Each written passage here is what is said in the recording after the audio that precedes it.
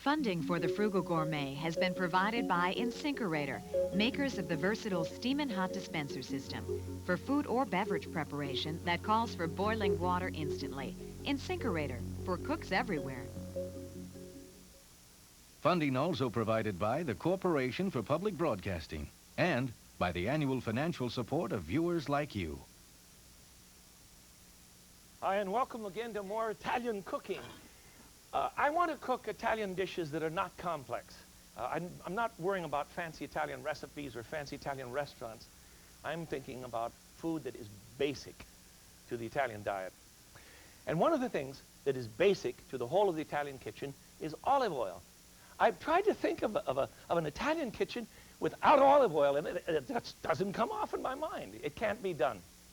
The basics in Italian cooking are wine, pasta, breads, cheese, and olive oil. And this is what is now being touted as the Mediterranean diet. It's supposed to be very good for you. Very low cholesterol, not a lot of meat, more grains, and of course, good old olive oil. It's wonderful stuff. Olive trees have been around, well, I don't know how long they've been around, but we've been cultivating them for about 4,500 years. Syria and Crete were producing olives a long, long time ago. And then eventually the Greeks got into the olive oil trade, and they brought olive oil to the Romans 3,000 years ago. And the Romans have done what they've always done, take a good idea and improve upon it. To this day, olive oil is more commonly used in the Italian diet than all other vegetable fats and meat fats put together. It is olive oil that you use for cooking and that you use for eating. I think the best place to find, well, not the best, it's the one I went to, therefore it's the best. Is that a tourist attitude? I went to Tuscany. Craig and I, my chef and I, went up to Tuscany to see some of the olive oil orchards. Now, on the map, you can see that there, you'll see. Now, Florence is probably the most famous city in Tuscany, but outside of Florence, up in the hills, you can find some wonderful places to eat and some wonderful things to see. So, let's go to the hills of Tuscany. We're going to go to an area called San Pancrazio. Now, don't laugh at my Italian. San Pancrazio Val di Pesa, a wonderful place where olive trees grow alongside of vines. Look at that. The grapes and the olive simply belong together in Italy. We learned an interesting thing. You can pick the olives when they're dark, when they're black, and the olive oil will be very mild. But if you pick them when they're green, it'll be kind of grassy and bitter. But Craig and I tasted the olive, not bitter, the olive is bitter. The oil will be flavorful. They're sitting, Michele and Craig are sitting on big round stones that are used to crush, these granite stones are used to crush the olives. Now, the olive itself on the tree is very, very bitter. Here they're using black olive. What happens to the bitterness? The bitterness is in the juice. It is not in the oil. And when they separate it, this is a centrifuge. This is a new way.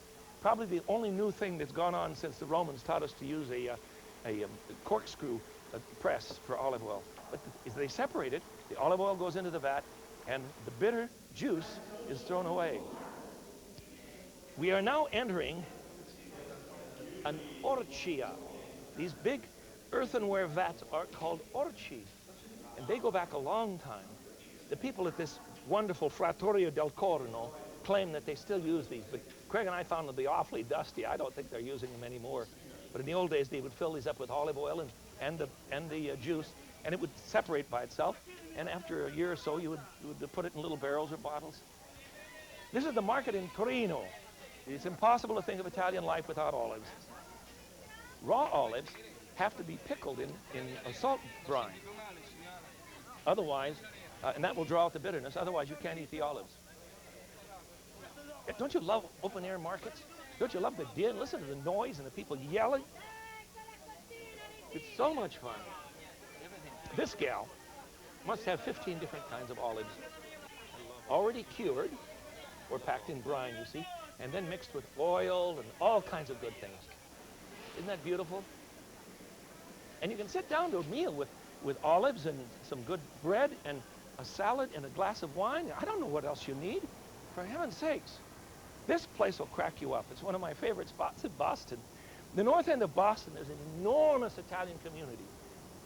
And one of the sacred places that you must visit on a pilgrimage is Joe Pace and Son, This guy's been there for years and years. His father started the company. His name is Joe. Hello, Joe.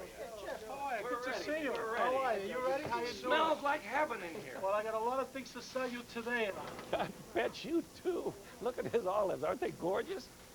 Open bins there, and people just help themselves into a container and take them over to the counter.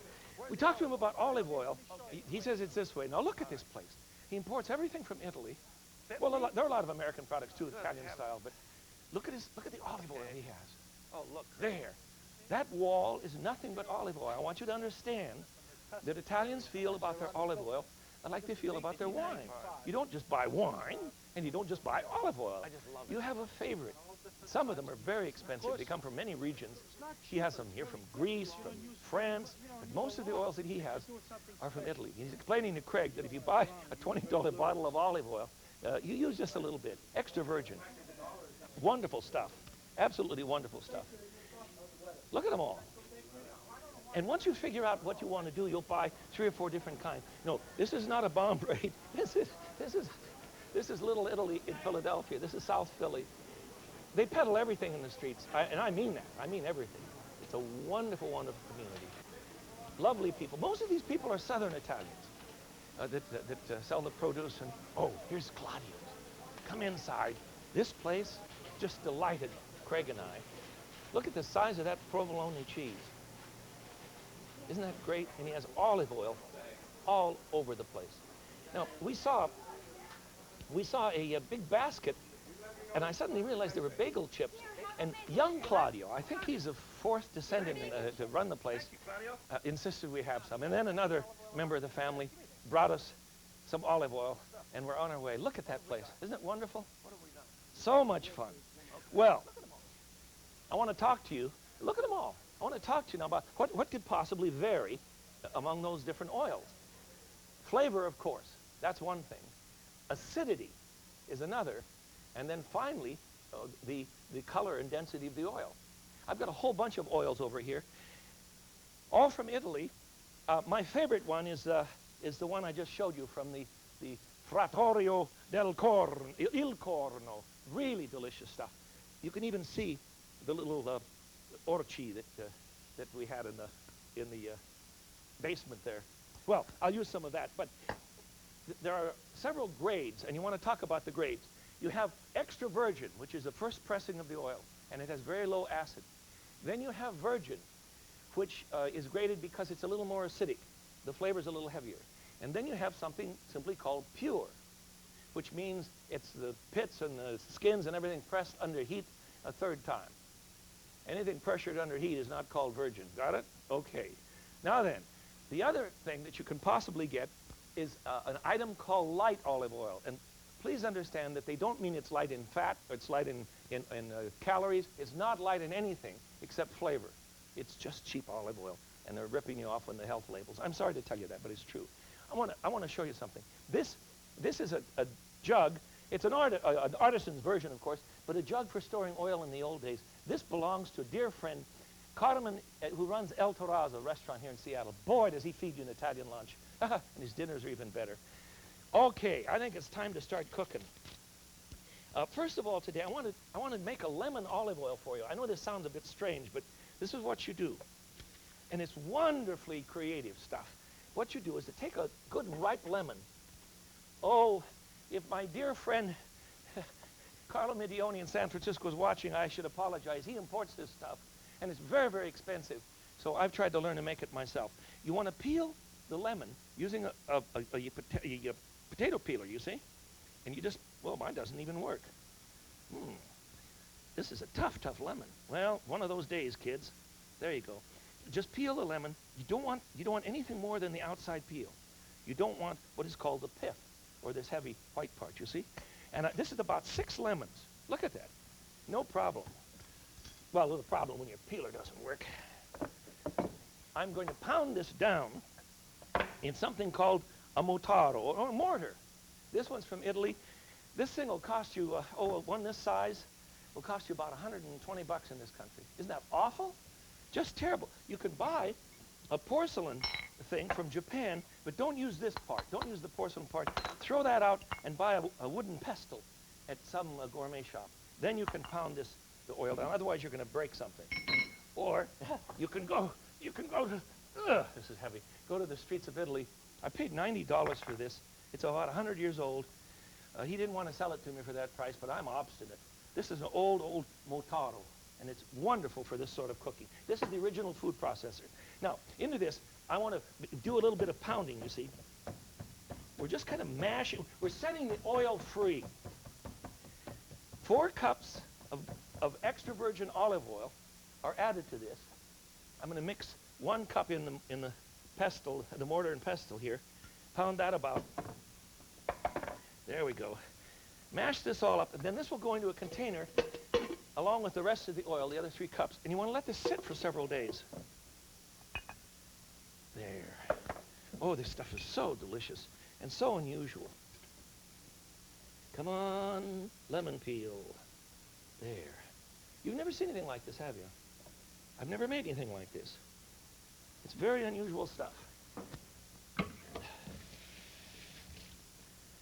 Be careful with olive oil in the kitchen, especially if you have a Cocker Spaniel and a linoleum floor. He'll just skid right through if you put any oil on the floor. You be careful with him.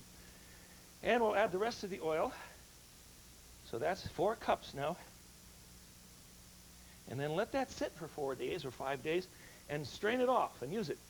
Now I have some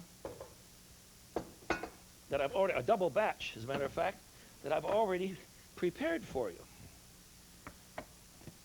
You see, it's a little cloudy, and you notice that I have not yet removed the peel. I'll just run this through a strainer, and then it'll work fine.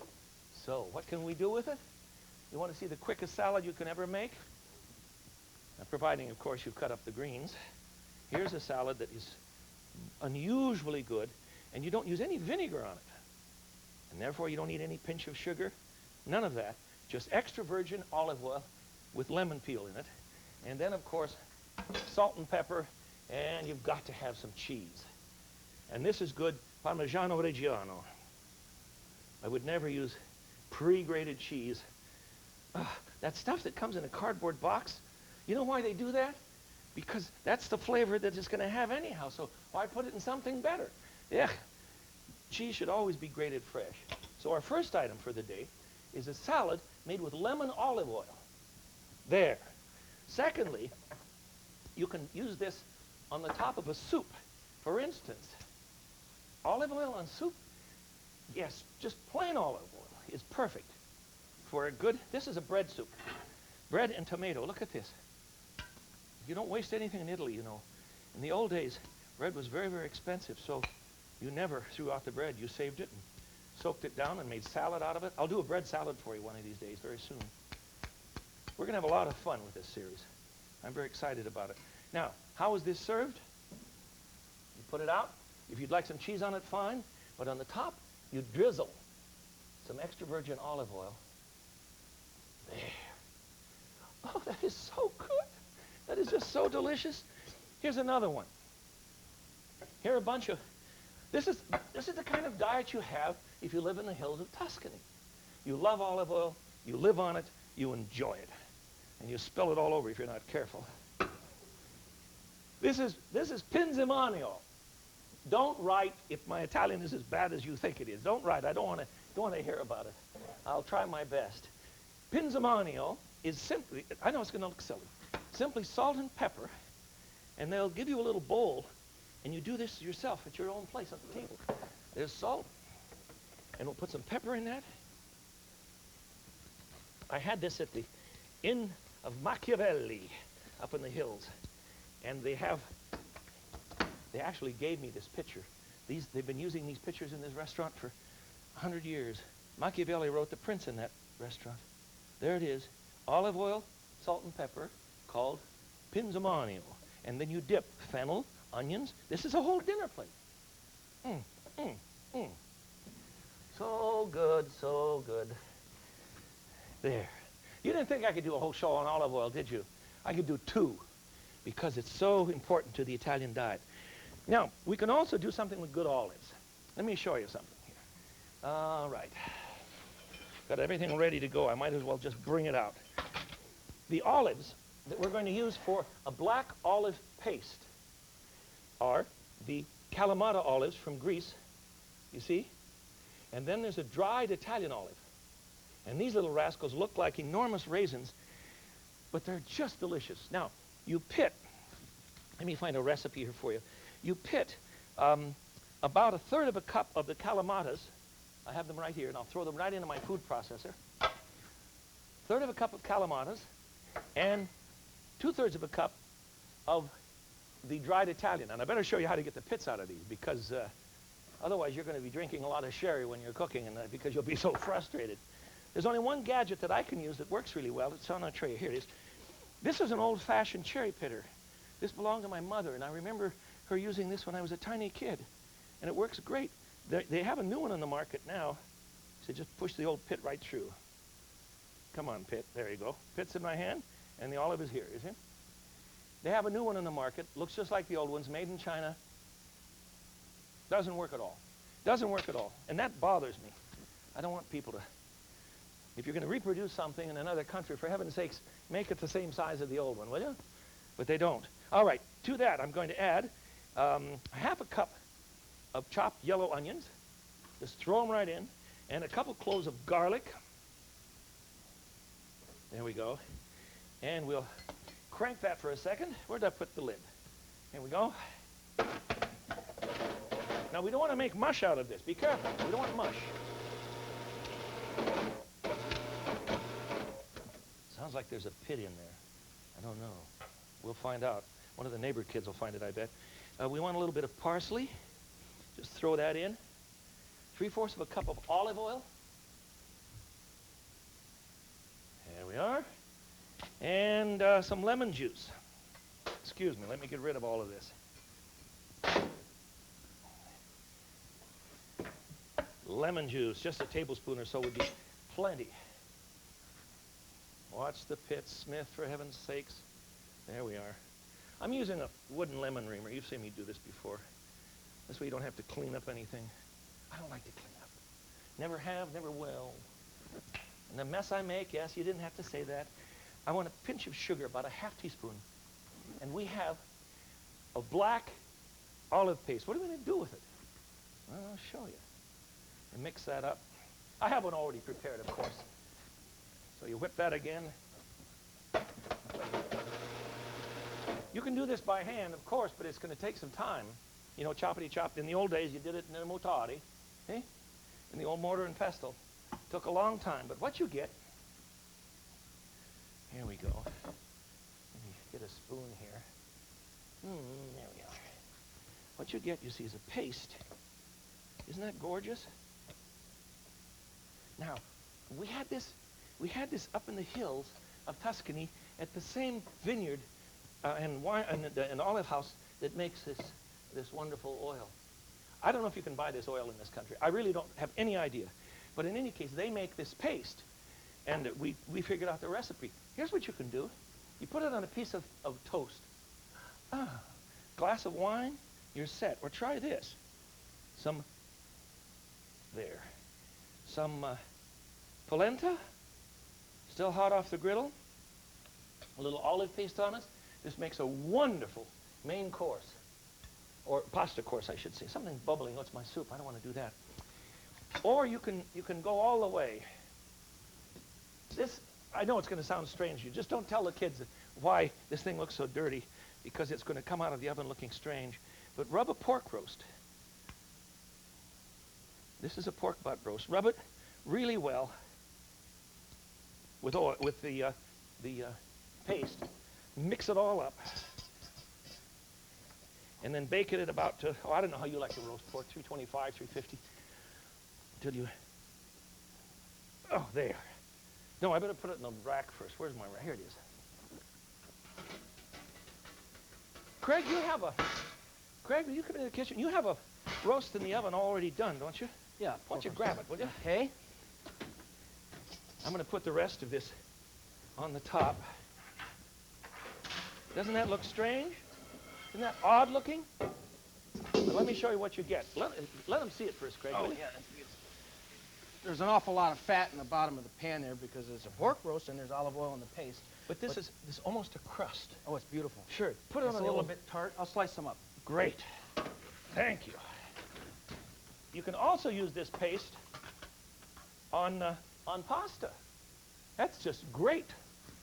You can, if the kids say, gee, Mom or Dad, why is the pasta so messy looking? You say, well, just call it dirty pasta. Anything to keep the kids happy and keep them eating. They'll enjoy this. This olive paste is not strong. It's really very delicious. Very delicious. I should tell you that they've got a sign in front of me. I'm not supposed to say, I just love it. I'm not supposed to say wonderful. I'm not supposed to say odor. And that's because you call and tell me these things. So there's a sign out here in front of me. Here's a roast leg of lamb. You're not going to have time to cut this, Craig. Let's just put it out. Here's a roast leg of lamb, and we did the same thing to it. And here's the pork. Okay. And you can see that's just barely cooked. Oh, Craig, You want that's- your pork juicy. That's perfect. That's perfect. Oh, isn't that nice? Okay, Oh. there you go. Hey, Bob, you did a good job on that one, Bob. That's just lovely. This crust that is formed by the olive actually seals up the roast. This is called olive helper, I think. Anyhow, it works. And one more. When you one more plate. Here it is. When you buy beef in our time, we're always saying, you know, buy lean, lean, lean because you're eating too much animal fat. Well, there is no cholesterol in olive oil. Of course, cholesterol means animal fat. Olive oil is very good for you. We've learned that. So try this. Try this. Here's a steak. It's quite rare, too. And I'll show you what I'm going to do with it. Before I serve, I'm going to put olive oil on it. Just drizzle some olive oil on it because it has very little fat in it. And you need fat in order to enjoy the beef. Let's be honest with one another. So this will solve the problem. Don't use beef fat. Use olive oil. There. I don't know if I have time for this, but I'm going to throw it in a pot anyhow because you can just keep going on and on and on. We have some pasta. And I'm going to heat this up in a hurry. Pre-cook the pasta. Yes, you saw me. Yes, I admit it. But it's all right. Okay.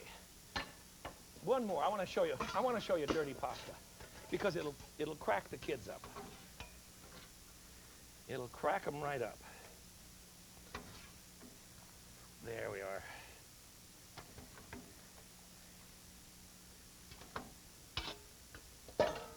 Get rid of the hot water. I don't need that. All right, here's our pasta. This is a very quick little course for some little kid in the household. But toss this with the olive paste. And then, of course, you need some cheese on top.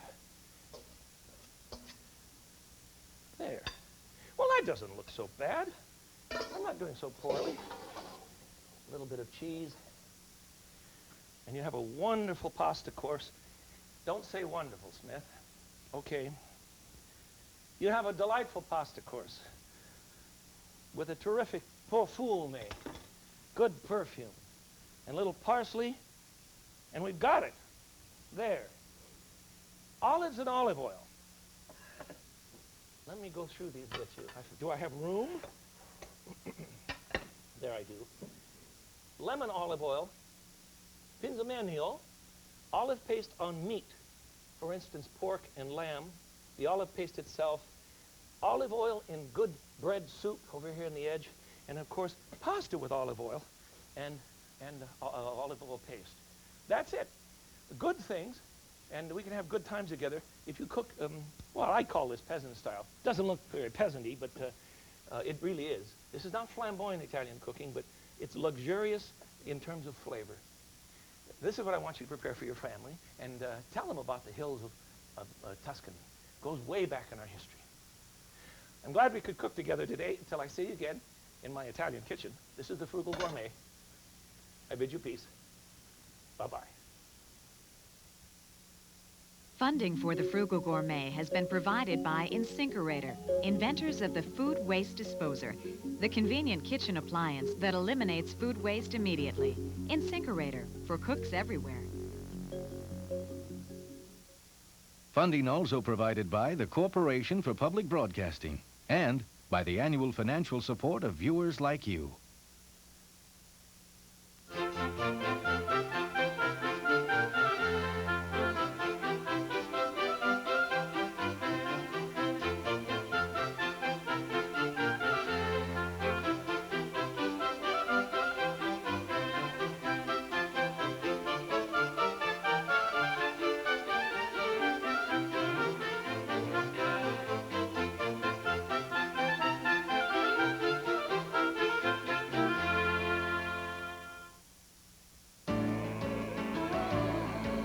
This is PBS.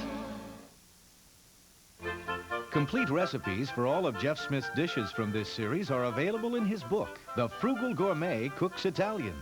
To charge your copy, call the number on your screen or order by mail. The price is $22 plus handling. The book contains recipes for everything in this series, plus Jeff Smith's tips, techniques, and perspectives. Please have your credit card ready when you call 1-800-647-3600 for The Frugal Gourmet Cooks Italian.